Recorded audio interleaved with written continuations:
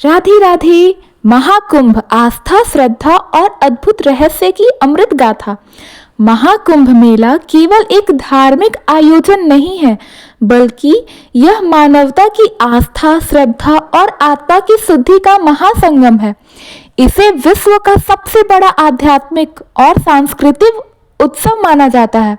यह वह जगह है जहां करोड़ों लोग जाति, धर्म, भाषा और भौगोलिक सीमाओं को भूलकर एकत्र होते हैं।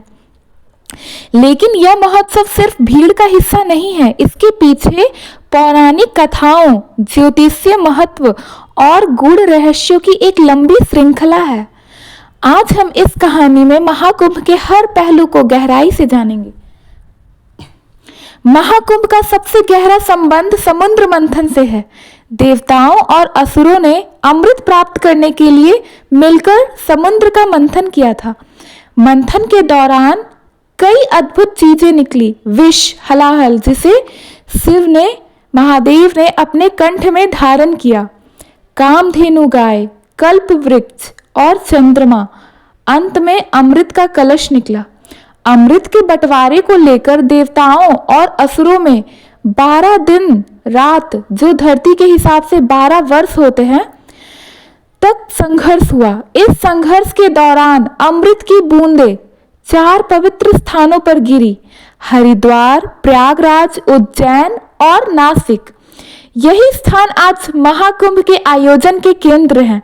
कहानी का संदेश है कि जीवन में संघर्ष और तपस्या के बाद ही आत्मा को अमृत का अनुभव होता है। कुंभ मेला सिर्फ एक धार्मिक आयोजन नहीं है, बल्कि एक खगोलीय घटना पर आधारित है।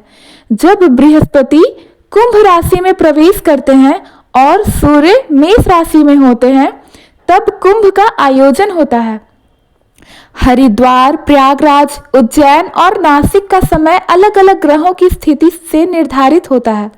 यह हमें सिखाता है कि धर्म और विज्ञान का गहरा संबंध है। वे एक दूसरे के विपरीत नहीं, बल्कि एक दूसरे के पूरक हैं। हरिद्वार, यहाँ गंगा नदी हिमालय से उतरकर मैदान में प्रवेश करती हैं। इसे पृथ्वी पर गंगा का द्वार माना जाता है। हर की पौड़ी पर स्नान करने से माना जाता है कि व्यक्ति के सभी पाप धुल जाते हैं। प्रयागराज, यह संगम का स्थान है, जहां गंगा, यमुना और अदृश्य सरस्वती मिलती हैं। यह स्थान आत्मा को शुद्ध करने का केंद्र है। उज्जैन, यह भगवान शिव के महाकालेश्वर ज्योतिर्लिंग का निवास है। क्षिप्रा नदी से स्नान करने से व्यक्ति को अपने जीवन के सभी दोषों से मुक्ति मिलती है। नासिक, यहाँ गोदावरी नदी बहती है। यह स्थान भगवान राम के वनवास से जुड़ा हुआ है। साधु संतों का मिलन और नागा बाबाओं का रहस्य। कुंभ मेले में साधु संतों का जमावड़ा सबसे बड़ा आकर्षक है। नागा साधु, यह नग्न होकर जीवन जीते हैं और वैराग्य के प्रतीक हैं। ये शिव के परम भक्त माने जाते हैं। औघड़ साधु, यह शिव के तंत्र साधना का पालन करते हैं। अखाड़े, कुंभ में 13 अखाड़ों का विशेष महत्व है। इनमें वैराग्य और योग साधना के लिए प्रसिद्ध अखाड़े होते हैं। इन साधुओं के जीवन और साधना को देखकर भक्ति और तपस्या की सच्चाई का एहसास होता है।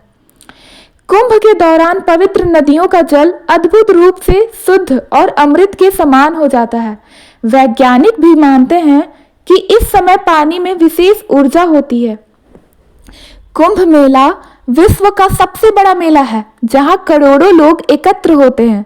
इसके बावजूद यहाँ सब कुछ व्यवस्थित होता है। प्रयागराज में सरस्वती नदी अदृश्य है, लेकिन स्नान के दौरान उसकी उपस्थिति महसूस की जा सकती है। कुंभ मेला केवल धार्मिक आयोजन नहीं है, बल्कि यह जीवन की सही दिशा देने वाला मार्ग है। यह हमें सिखाता है कि तपस्या और संघर्ष के बिना मोक्ष संभव नहीं है। यह जीवन को एक मंथन मानता है, जहां हर व्यक्ति अपने भीतर के विष को शिव की तरह सहन करता है और अंत में अमृत प्राप्त करता है। महाकुंभ ने भारतीय समाज और संस्कृति पर गहरा प्रभाव डाला है। यह हमें एकता, भाईचारे और सहिष्णुता का संदेश देता है।